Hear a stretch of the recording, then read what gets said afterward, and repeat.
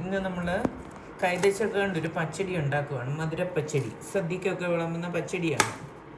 അതിന് വേണ്ടിയിട്ട് സമചതുരങ്ങളായിട്ട് നമ്മൾ കൈതച്ചക്ക മുറിച്ചെടുക്കുകയാണ്.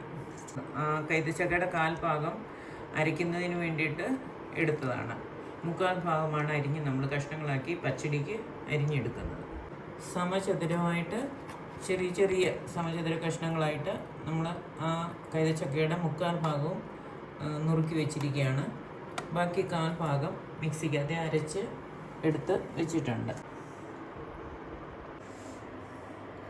മൺചട്ടി സ്റ്റൗവിൽ വെച്ച് ഈ അരിഞ്ഞ കൈതച്ചക്ക അതിലേക്കിട്ട് നമ്മൾ കുക്ക് ചെയ്യാനായിട്ട് തുടങ്ങുകയാണ്. ആവശ്യമായിട്ട് ഉള്ള ഉപ്പ് ചേർത്ത് കൊടുക്കുക, മഞ്ഞൾപ്പൊടി, മുളക് പൊടി, വെള്ളം കൂടെ ചേർത്ത് ഇളക്കി അടച്ച് വെച്ച് നമുക്കൊന്ന് കുക്ക് ചെയ്യാം. അല്പം വെള്ളം ചേർത്താൽ മതി. ഇതിൻ്റെ വെള്ളം നീര് ഇറങ്ങും ചൂടാകുമ്പോൾ. ആ വെള്ളത്തിൽ കിടന്നത് വെന്തോളും. പഞ്ചസാര ചേർക്കാം.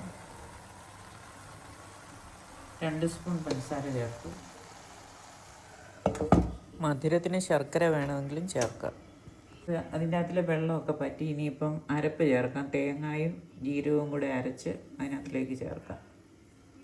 തേങ്ങ നന്നായിട്ട് അരച്ചെടുത്തിട്ടുണ്ട്. ഇത് നമുക്കിനി ഈ കുക്ക് ചെയ്ത് വെച്ചിരിക്കുന്നതിനകത്തിലേക്ക് ചേർത്ത് കൊടുക്കാം. അരപ്പ് ചേർത്ത് ഇളക്കി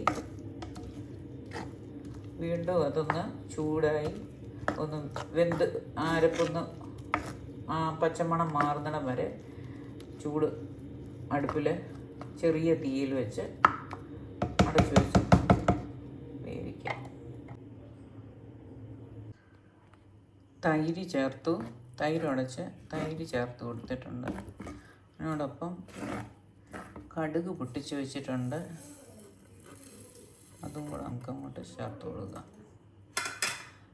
ചുമ്മാ ഒന്ന് പൊട്ടിച്ചെടുത്തതാണ്, പച്ചക്കടുക് പൊട്ടിച്ചെടുത്തതാണ്.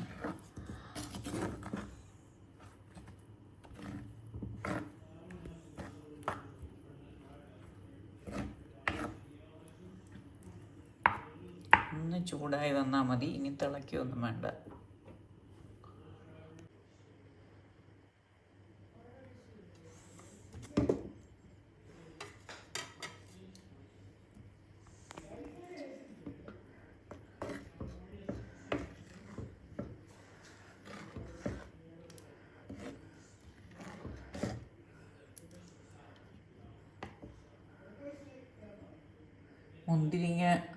മുന്തിരിങ്ങയും കൂടെ ഇട്ട് ഇളക്കി പൊട്ടിച്ച കടുക് ഇട്ടു, തൈര് ഒഴിച്ചു, മുന്തിരിങ്ങയും ഒഴിച്ച് ഇളക്കി.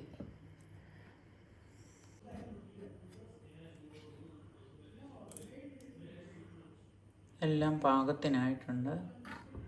നന്നായിട്ട് തേങ്ങയൊക്കെ അതിൻ്റെ പച്ചമണമൊക്കെ മാറി വെന്ത് എല്ലാം പാകത്തിന് ടേസ്റ്റ് നോക്കിയിട്ട് എല്ലാം പാകത്തിന് ചേർന്നിട്ടുണ്ട്. കടുക് വറക്കാനായിട്ട് എണ്ണ ചൂടായിട്ടുണ്ട്. അതിലേക്ക് കടുക് ഇട്ട് കൊടുക്കാം. ഇച്ചിരിയും കടുക് ഇട്ടാൽ മതി.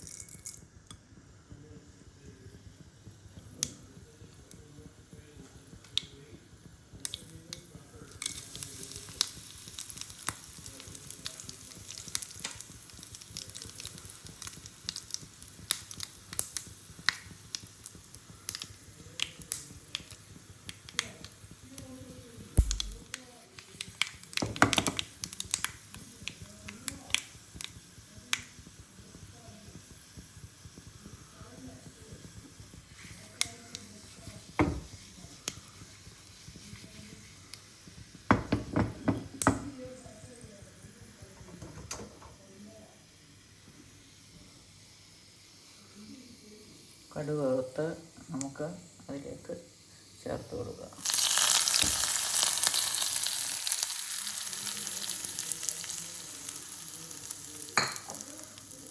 സ്വാദിഷ്ടമായ കൈതച്ചക്ക മധുരപ്പച്ചടി റെഡിയായിട്ടുണ്ട്.